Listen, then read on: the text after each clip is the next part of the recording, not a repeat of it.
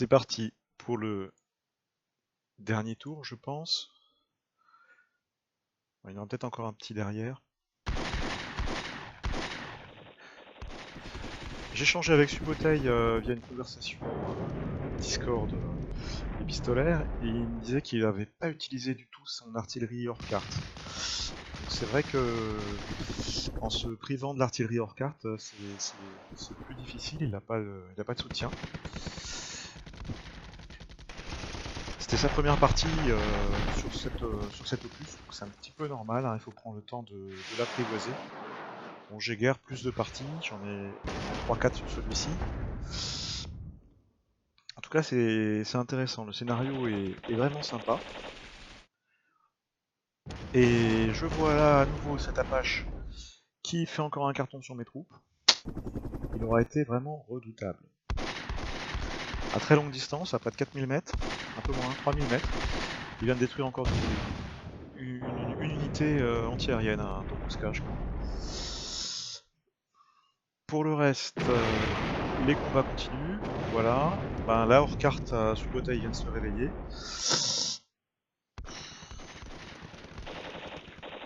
Après, son Fire Control Command Center peut automatiser des tirs s'il n'a pas micro-géré l'artillerie. Le jeu peut prendre la main. Très honneur, l'hélicoptère détruit encore un Abrams. Et là, on se fait taper arty. Voilà.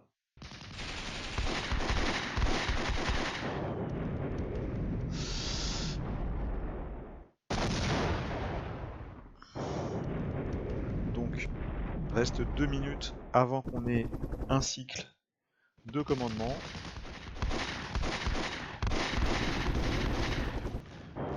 Même si on est plutôt... Là, on a une émission électromagnétique, on va à nouveau frapper avec de l'artillerie par là-bas. Donc même si ici on est plutôt statique désormais, puisqu'on a les objectifs sous contrôle.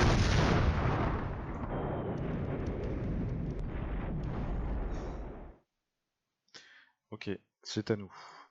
Donc on a 2 cibles identifiées ici. Probablement en 5 sur 6, peut-être un de nos derniers tours. On va donner pas mal de possibilités à l'artillerie. On va commencer par un tir de neutralisation sur les mortiers. Et on va tout mettre. Voilà, c'est pas la peine de tout mettre. On va en mettre 40. Voilà. 40 coups. À nouveau un tir de barrage. Neutralisation. Oups, pas ici. Neutralisation sur cette unité. Ouais, on peut en mettre 40 aussi.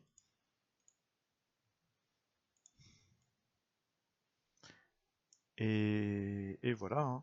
Là, j'ai bien envie de tenter un assaut rapide en 1 heure. Ouais, c'est peut-être jouable pour aller aider à nettoyer cet objectif. Pendant que tout le reste à la demande. Qu'est-ce qui me reste en aérien? Fire support. Ok.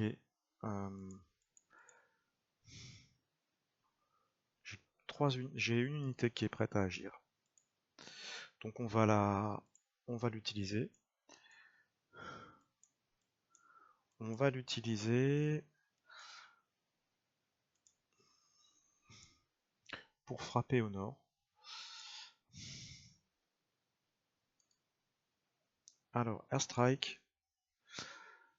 Je vais me placer là. Pour taper la zone, il va choisir lui-même son objectif. Je lance.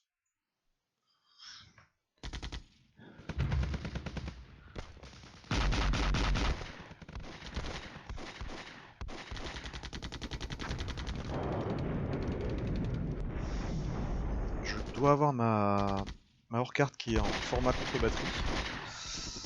Donc on verra si ça permet d'attaquer un petit peu sa hors-carte également.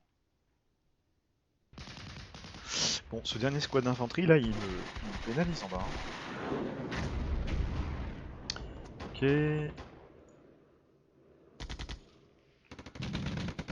9 h du matin, luminosité 100%.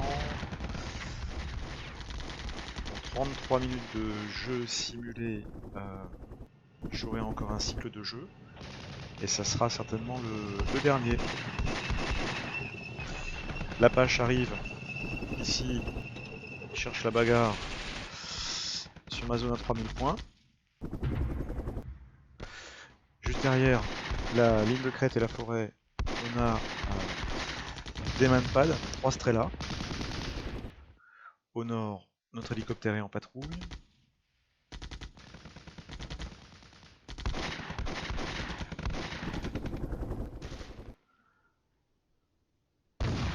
Donc notre artillerie fait feu sur les dernières positions connues des mortiers américains. Idem sur ce quartier général qui avait une capacité antiaérienne, puisqu'il a tiré des missiles antiaériens, des manpads, des missiles Stinger. Ailleurs, bah voilà, ça. Voilà, on se fait engager par un autocanon, là aussi.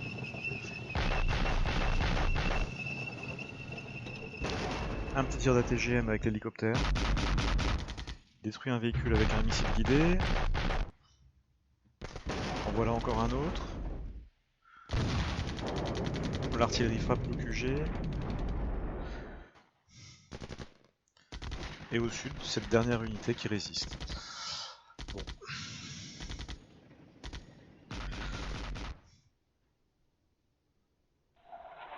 Là on a un airstrike américain. C'est de l'Alice qui a engagé, qui engage nos cibles au sol, donc qui engage notre équipe de Stinger, de manpad, Strela. Il y a un tir de missile également anti-char. Les Strela, on a perdu une unité de Strela, on n'a pas eu l'opportunité de se défendre contre les A10.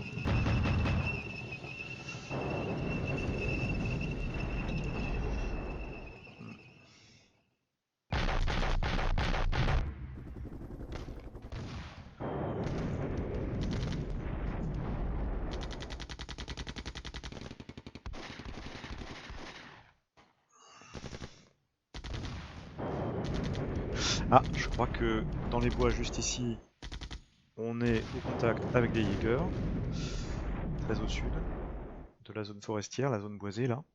C'est dans la zone radioactive, ils bougent.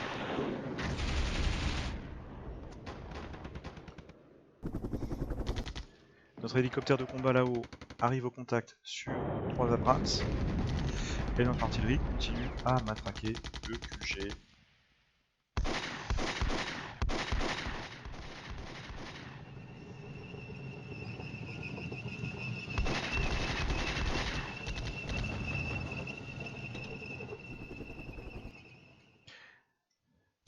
Tir d'artillerie, toujours sur la zone sur laquelle nous avions repéré des mortiers, la zone du QG.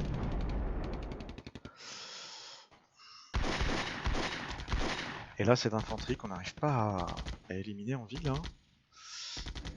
Bon, on est en victoire tactique. J'espérais avoir l'objectif, mais il va peut-être m'échapper à pas grand-chose. Hein. C'est pour ça que j'ai demandé à des renforts de cette compagnie d'infanterie qui est réduite déjà. Là, on se fait engager également. Les mortiers ont bougé en fait, après avoir subi les tirs. Localisé par les hélicoptères, l'artillerie doit faire un réglage de son tir. Tir d'ATGM également depuis hélicoptère. Il ne doit plus rester grand chose, là. Il doit rester un mortier sur M113. C'est des mortiers sur des véhicules mécanisés en fait.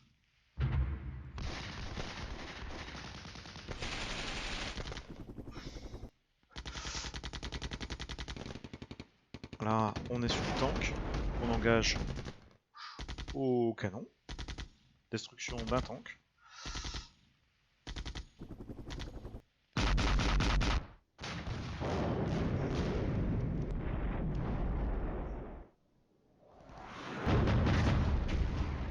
Ok.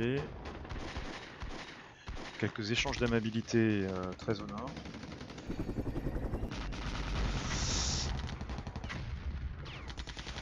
L'Apache se fait engager par des Tunguska qui sont ici situés près de la petite colline.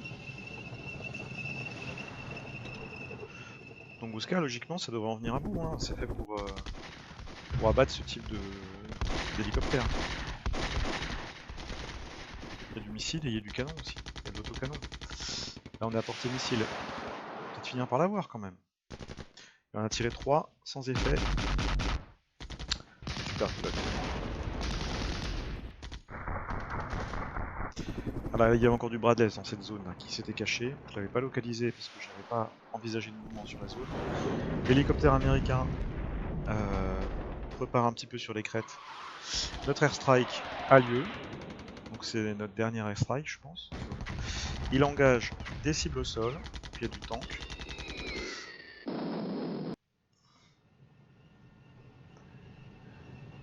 Il y a 4 Abrams identifiés.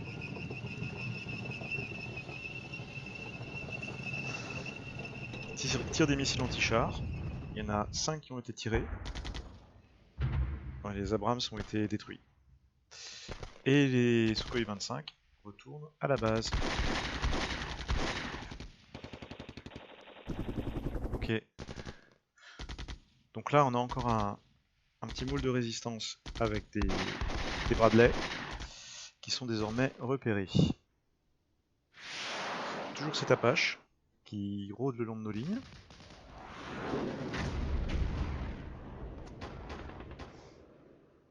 Ok. Il va nous rester en 14 minutes la possibilité de faire encore un dernier cycle de commandement et la partie sera terminée. On est à 5,25 sur 6. Donc son Apache est en progression là. S'il franchit la ligne de crête et des bois, on a du manpad ici, on a le Tunguska au-dessus, j'ai bon espoir quand même d'arriver à le descendre. Là, qu'est-ce qui se passe? Bon, toujours ce squad d'infanterie qui est héroïque, hein, qui nous bloque. Là, l'Apache engage au corps à corps, a détruit un BMB-2.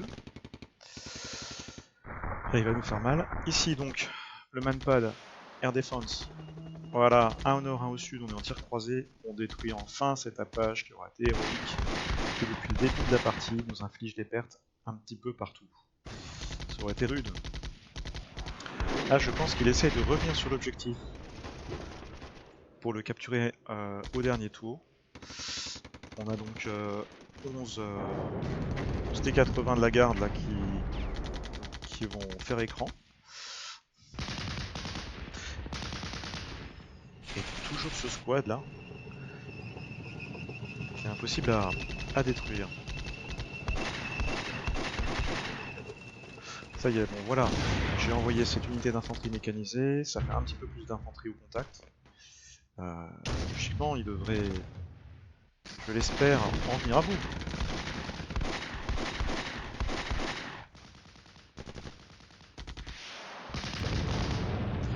Il nous reste 6 minutes, 5 minutes de jeu à simuler. Et on a encore a priori deux cibles localisées pour des frappes. Donc là, nos chars, on a perdu un tank. On a perdu un tank. Je pense pas qu'il arrivera à forcer le passage quand même sur l'objectif. Mais ok, là qu'est-ce qui se passe? On détruit l'unité américaine. Il en reste une. Je me demande s'il avait pas envoyé des renforts également.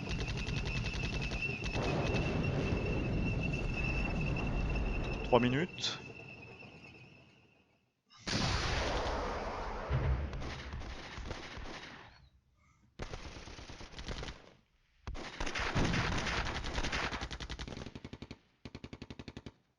Ok. On va essayer de terminer en beauté en détruisant les derniers Bradley qui sont ici.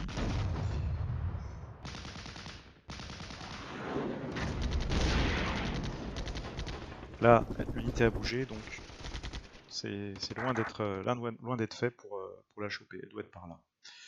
Alors, pour ce qui concerne les postures, on va rester en mode assaut. D'accord. Tout le monde est là.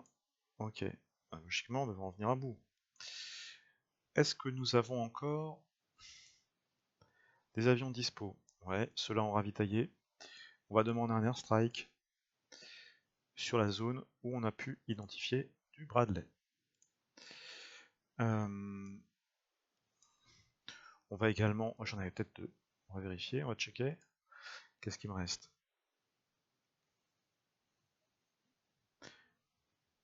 On call. Ouais, j'en ai encore d'autres. Alors, on va demander un airstrike. Là, on a pu identifier de l'infanterie. Il y a de l'infanterie qui rôde. Et on va utiliser le dernier, puisque c'est certainement dans notre dernier tour, pour demander un airstrike sur cette position où on avait pu identifier du tank. Pour le reste, on sait qu'il y a de l'infanterie ici. On va demander un ordre d'assaut. Il peut pas, il n'est pas en possibilité de faire un assaut, il est trop loin de son QG. Donc on va rester comme ça, on va les laisser combattre. C'est parti pour le dernier tour de jeu. Donc là on voit vraiment que l'avantage des cycles de commandement est très net pour les soviétiques. Ça c'est la perte des quartiers généraux américains. Les QG qui sont endommagés, qui sont réduits, qui sont en mouvement, qui sont... Voilà. Donc c'est une perte d'initiative, une capacité de réaction pour les forces américaines. De ce point de vue là, le jeu est super bien simulé, super bien construit pour simuler en fait les effets des combats sur les unités de commandement. Certains scénarios font la part belle au brouillage et à la guerre électronique. Ça rajoute des délais de transmission en fait, pour les ordres. Là on a détruit une unité.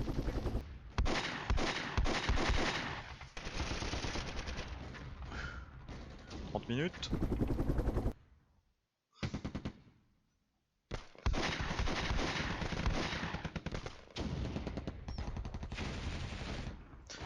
On va essayer de dézoomer un petit peu la carte. Voilà. Là on a une vision globale de la situation. Avec une répartition des forces au nord, les blindés qui étaient en pointe avec de l'infanterie mécanisée. On en a gardé un petit peu ici sur la zone à 500 points en réserve, au cas où on aurait dû contrer une attaque blindée, une contre-attaque blindée qui serait arrivée par là. Mais ici, cet écran-là a déjà bien fait le boulot pour les empêcher de descendre de la crête. Alors il se passe des choses là au sud. On a notre Mi-24 qui engage à nouveau des mortiers sur du M113. Voilà, à la TGM. Notre infanterie qui essaye tant bien que mal de réduire le dernier squad américain qui est présent sur l'objectif. Et donc j'en reviens un petit peu à la répartition des forces. Là, le chimique, c'était pour traiter la lisière de la forêt pour en chasser les parachutistes allemands et rendre possible la saisie des objectifs. Là, il s'est passé quelque chose. On a perdu un objectif.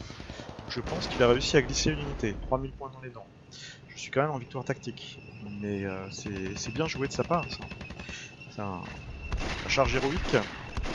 Au centre, il a récupéré des points, là. Bien joué, ce bouteille.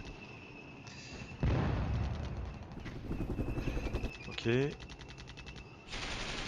Moi, sa décharge de scénario est vraiment pas facile pour les Américains si les Russes utilisent toutes leurs aptitudes de nucléaire tactique et de chimique. Hein. Là, notre hélicoptère de combat se fait engager par des Humvee. Il riposte en tirant un ATGM. Ça touche pas.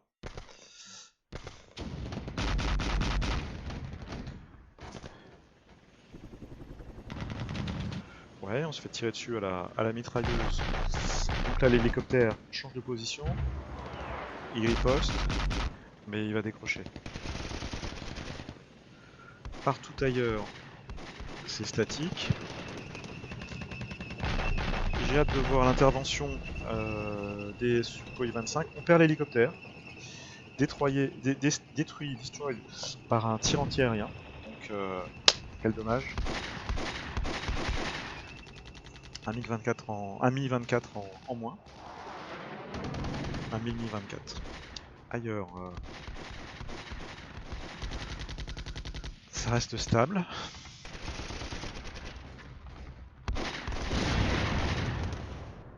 Là sur les arrières on peut voir mon dernier hélicoptère de combat qui est sur la zone de ravitaillement, en train de faire le plein. Le moral est plutôt bas, 11%, il a subi des pertes, il y a eu un beau combat. Airstrike qui était rappelé du fait de l'absence de cible visible pour cette zone. Ok, pour une des zones. D'accord, pour deux des zones. Et là, par contre, dans les bois, il repère quelque chose, il frappe. Il engage les troupes au sol. Donc là, à nouveau, on devrait avoir... Et il retourne à sa base. On va regarder les... Voilà, donc on arrive en fin de scénario. On va regarder le bilan de tout ça. On a infligé 48 000 points de victoire sécurisés. Notre ratio est de 71%. Ok, on a une victoire tactique, quasiment toutes les étoiles. Le commandement nous félicite et nous estime notre performance à compétente et professionnelle. Alors, on a fini avec 84% des points de victoire. On a détruit pas mal d'unités, hein, 74 tanks, tout ça. Ok, bon, ça c'est bravo, hein, on a été félicité. En sachant que le scénario... Alors, merci pour cette partie. Je trouve que ce scénario donne un avantage vraiment important aux soviétiques. Et l'utilisation des missiles tactiques, ça permet de taper des zones où il est probable qu'il y ait des masses de blindés. Et quand on va voir dans le détail des pertes qui ont été infligées, effectivement, il y a eu de la casse hein, sur les forces de Subotai qui étaient en deuxième rideau, qu'il aurait pu engager en renfort si elles n'avaient pas été détruites par le nucléaire. Donc là, il pouvait vraiment rien faire. Il a subi une situation vraiment désastreuse. Le scénario s'appelle Armageddon, c'est pas pour rien. Autant le chimique ça peut se gérer, autant le nucléaire c'est compliqué. Alors là on a les résultats avec les pertes infligées, donc effectivement il nous reste que 26 chars, 27 épiciers, l'infanterie était très réduite, 2 appareils sur 4, donc il y a encore 2 à 10, les 2 hélicoptères ont été détruits. De notre côté, on a perdu 3 hélicoptères, il nous en reste 1. Notre aviation a perdu un seul Sukhoi, donc ça va. Ensuite, on a perdu un petit peu d'artillerie en contre-batterie certainement, et on a perdu de l'infanterie pendant les phases de pointe et d'assaut, surtout au sud où son hélicoptère Apache a fait très mal. On n'a pas perdu trop de chars, parce que j'ai essayé de les engager en deuxième échelon et hormis en pointe sur la ville en bas. Et on a perdu quelques unités de commandement. Pour le reste, ça on l'a vu, Butcher Bill, quand on a le détail, on va aller le voir sur un autre tableau. Scénario description, on l'a vu. Alors, le dernier tableau que je voulais examiner, c'est celui-ci. Alors, Intel, le détail des kill and claims. Donc, voilà. On va l'agrandir un petit peu si c'est possible. Normalement, tout est possible. Ouais. Donc, ici, on voit que le nuke a détruit 10 tanks, 2 mecs et 10 transports, 6 air défense, avec ce premier missile nucléaire tactique. Le second a détruit 9 unités mécanisées, 9 unités de commandement, 6 unités d'artillerie. Donc ces deux unités-là, à elles seules, ont détruit pour chacune 38 pièces et 38 pièces, 72 pièces américaines, sur lesquelles Subotai avait finalement pouvait rien faire. Donc là, alors certes, ça lui octroyait par défaut 10 000 points de victoire supplémentaires, mais ça le prive quand même d'une grosse partie de ses forces, d'autant plus qu'elle devait être concentrée, et peut-être, je ne sais pas si elles étaient prépositionnées, ou s'il y avait l'opportunité de les déployer ailleurs. Le chimique, quant à lui, a fait moins de pertes. 5 unités ici, globalement c'est de l'infanterie, de l'armement anti-char, des missiles Milan, hein, et ici des 4 tanks, et ici également 3 unités d'infanterie. Donc le chimique, il n'a pas été si redoutable et létal que ça, mais il a eu un intérêt tactique, c'était de verrouiller sur la carte des zones en lisière de bois sur lesquelles aurait pu se dissimuler des forces allemandes pour m'empêcher de saisir les points de victoire. C'était vraiment un usage tactique du chimique. Là, quelles unités ont encore un petit peu fait du score. Là, on a alors c'est de l'infanterie, mécanisée qui a emporté 8 unités d'infanterie adverse, c'est pas mal. D'accord. Notre artillerie. Là, il y a aussi une utilisation du chimique. 4 unités d'infanterie, 2 unités, 6 unités, 2 unités, 3 unités. Cette partie-là, chimique, a également fait des pertes sur les para-allemands. Les hélicoptères d'attaque ont fait vraiment un gros carton. Le premier, première section, on détruit 11 tanks, 3 mécanisés. On voit ici 20 pièces détruites. Le deuxième, 14. Les Sukhoi, les sorties aériennes ont fait mal aussi. Celui-ci a détruit 10 pièces, celui-ci 2. Donc c'est quand même rentable. Pour le reste, c'est les tanks de la garde qui ont ici détruit des unités adverses. Tanks mécanisés pendant les poussées. Ok. Donc globalement, du combat de mêlée, il y en a eu, avec des unités blindées, avec des unités d'infanterie, avec les hélicoptères de combat. Il y a eu de l'utilisation de chimiques persistants, non persistants, et l'utilisation du nucléaire.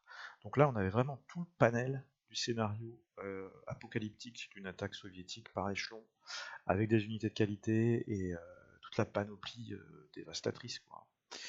Alors c'est véritablement un scénario hypothétique, mais c'est des scénarios qui pouvaient peut-être se jouer, se simuler à l'époque de la guerre froide, parce que bon, c'est vrai que ces unités de nucléaire et de chimique, elles existaient, et parfois il y a encore des équivalents actuels. Alors, qui a gagné des petites médailles? 2 unités ont gagné une récompense pour leur sacrifice. Notre unité antiaérienne aussi. Notre hélicoptère d'attaque, le premier a été cité 3 fois pour sa grande efficacité. Le deuxième a été cité 2 fois pour sa grande efficacité. Un deuxième hélicoptère d'attaque a été abattu, donc il a également une récompense pour son sacrifice. Le Su-25, dont on a vu qu'il avait fait 10 destructions, a également reçu une citation pour son efficacité. Et effectivement, les 2 unités nucléaires ont été également citées pour leur efficacité. Voilà, la partie se conclut donc sur une victoire tactique. On le voit là, sur la description du scénario, non, je sais plus. On le voit là, au Final Report. Et on le voit également